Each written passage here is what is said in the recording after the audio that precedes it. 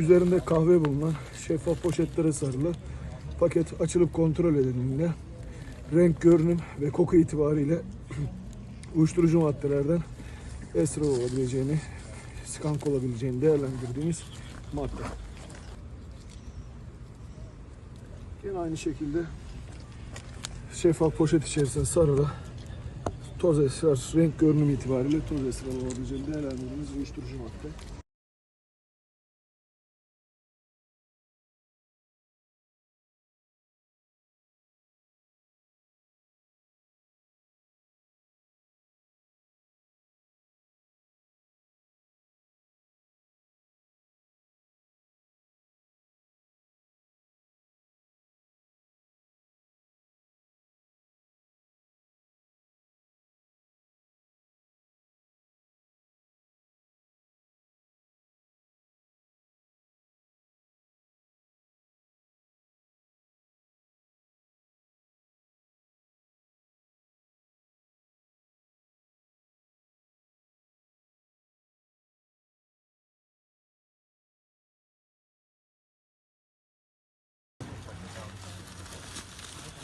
Şeffaf poşete sarılı madde açılıp kontrol edildiğinde renk ve görünümü itibariyle uyuşturucu maddelerden esrar veya skank maddesi olabileceği.